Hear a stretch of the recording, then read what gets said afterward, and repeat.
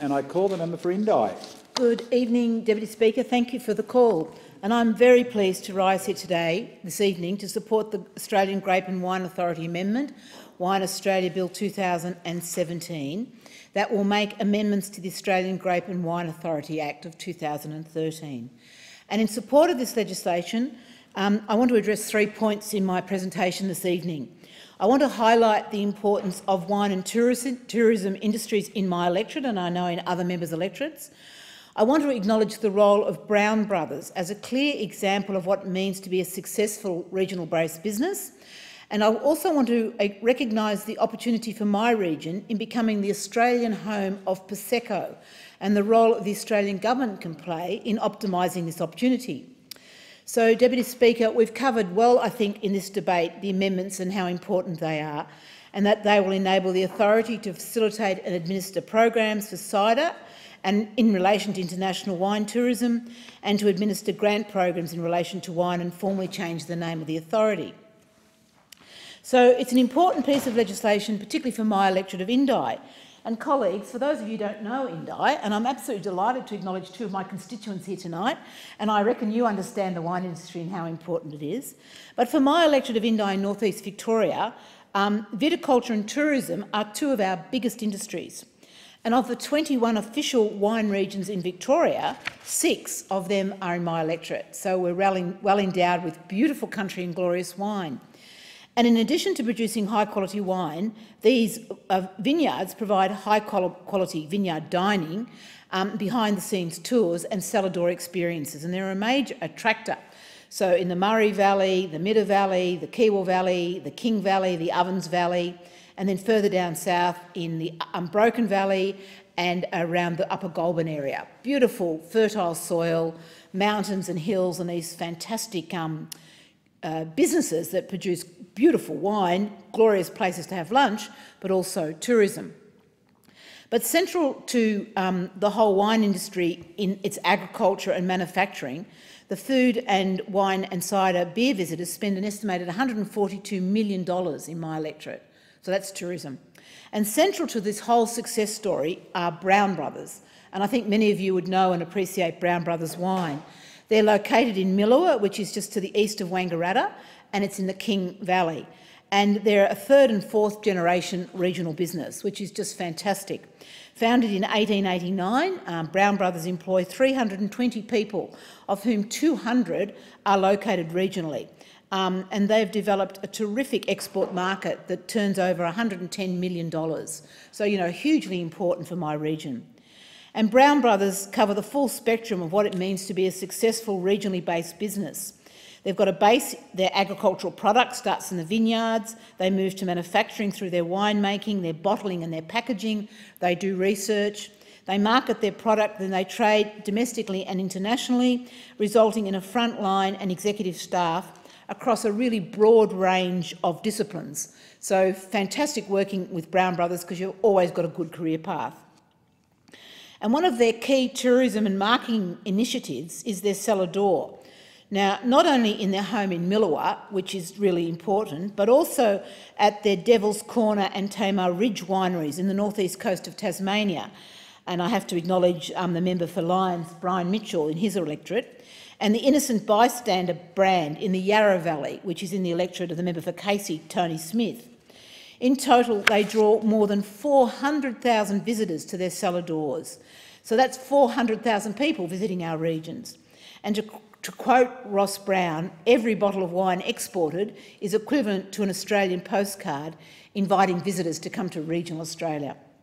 So it's a terrific industry for us. Now, while Brown Brothers are a very clear example of how the Australian wine industry drives tourism and creates regional employment and generates sales of lifestyle products within Australia and overseas, they don't do it in isolation. So in address at this point, I wanted to share some of the thoughts of Ross Brown. He's the Executive Director of Brown Brothers, and a couple of weeks ago he appeared in one of the committees that I'm part of into regional development. The inquiry came and heard submissions in Wodonga, and Ross gave evidence, and I'd like to quote him. "It's very interesting," he says, "to think about why tourists go to an area. I've spent a lot of time on tourism bodies over the years, and I've coined a one-liner called co-competition. And the concept of bringing people to a region is not about coming to Brown Brothers to buy wine. 20 years ago that occurred. People would come to Milawa to buy wine. Today they go to Dan Murphy's. So consequently, the offer has to be a regional offer, and that means the whole of the region has to work cooperatively together. So when visitors get into a region, the co-competition is to build a bigger pie. And if you've got a bigger pie and more to go around, we'll be absolutely relentless in making sure we get, that's Brown Brothers, the biggest share of that pie. But if the pie is small, no one gets very much. So collectively, we have to create a destination for tourists by bringing the best opportunities of all the tourist aspects together, and that means people make a choice where they're going to go. They won't go to a region for a single property or a single occasion. They really want a very large, generous offering of lots of things coming together, such as cycling, scenery, wine, food. And we're seeing in northeast Victoria that this is changing the whole demographics of visitors to our region. And I know that the fashions come and go in the wine industry. So if you're not aware of it, in the 80s was a time of people drinking red wine. The 90s was the Chardonnay era. And for the last 20 years, it's been Sauvignon Blanc, mostly from New Zealand, which has sadly meant that 40% of the white wine consumed in Australia at the moment comes from New Zealand. But I'm told, and you're hearing it first here, members of Parliament, that the next wine fashion is Prosecco.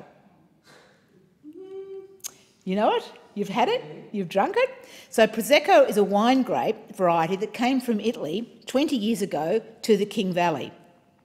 And since then, the King Valley has become the home of Prosecco in Australia. So the Prosecco market is booming domestically and internationally, and it's supported by millions of dollars of production and marketing investment by Australian wine producers and grape growers. So currently, the Australian Prosecco market in total is $60 million, and the King Valley has about $25 million of that production. Now, there's an opportunity for the category to grow to $400 million in the foreseeable future. And we believe the King Valley could have $200 million of all of that, certainly growing our pie.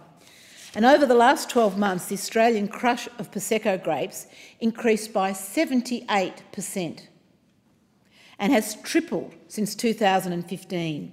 So similarly, Australian Prosecco exports by values grew 77% in the last year and has quadrupled in the last 3 years. So truly, we're onto something. And while only 6% of all the sparkling wine drunk in Australia is Prosecco, evidence from the United Kingdom tells us that this is set to change. Historically, sparkling wine in the United Kingdom has been dominated by French, but it's now dominated by the Italians. 56% of all sparkling wine drunk in the UK is Prosecco. So where does that get us? An opportunity and a gap. Mr Ross Brown has told the Regional Development Committee, herein lies the opportunity and the problem, because the growers in the King Valley are totally focused on getting grapes in the ground and getting production. And they're also very, very good at that. But at the end of the day, the success will be about marketing, taking the wine to market and selling it. Therefore, there's going to be a financial gap between the opportunity and the capacity, because the producers in the King Valley have done it very tough in the past and they don't have a lot of capital behind them. So they're short of capital, and the capital they've got is going into production. But in the future, there needs to be capacity to invest in marketing. And there are all sorts of opportunities that the Brown Brothers and others are addressing. So for growers of Prosecco, and I just want to talk a little bit about how they're working together in my community, individual small businesses, and they've developed this concept of the Prosecco Road, which actually is King Valley Road, gorgeous. So we've got Brown Brothers in Milawa, the Del Zotto and Pizzini families in Whitfield, All Saints in Rutherglen, Chrismont in Cheshunt and San Miranda in Oxley. They've all joined together to get this Prosecco Road idea going. But there's a real fear that the use of the name Prosecco could be compromised by commercial demands of the Italians.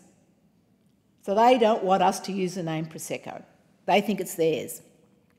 So, over this last week, collectively, the wine growers of North East Victoria have been in Parliament talking across the political divide and lobbying to ensure that the FTA negotiations, the free trade negotiations, don't, in the immediate sense, act as a threat to export arrangements to China and Asia broadly.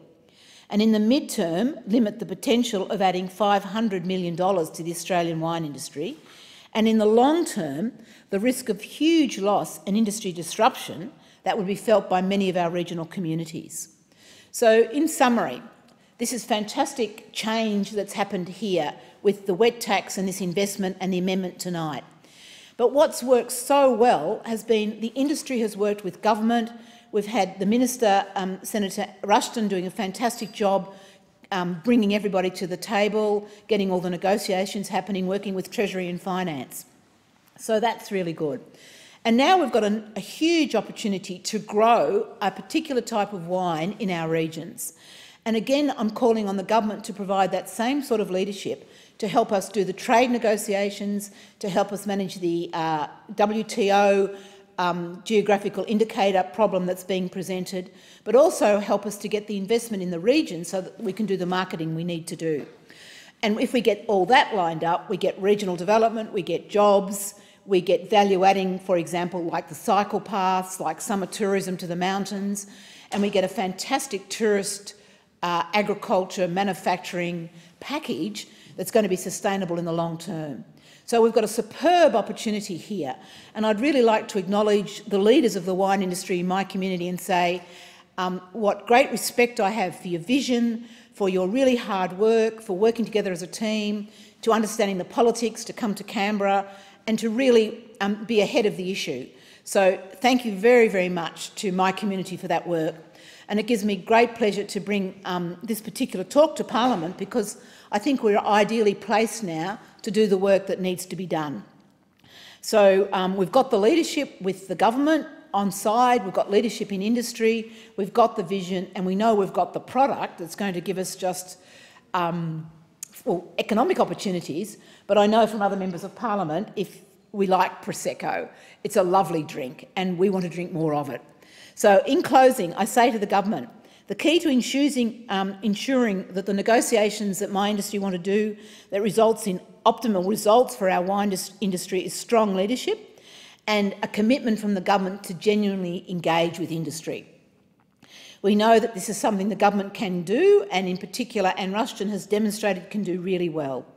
So I want to say thank you for her work and for the work of her staff with the equalisation tax and with this amendment. And I look forward to working with the government, but particularly the networking job of bringing my industry together with government and doing our work on opening up trade opportunities. So thank you, Deputy Speaker, for your interest and invitation to come to North East Victoria. I don't think you've been there recently, and we'd love to show you around and introduce you to the Milawa, the King Valley and the beautiful, cool climate wines that are growing out of there, and put you on your push bike and let you do a bit of adventure holidaying. Thank you very much, and appreciate the opportunity to make this speech.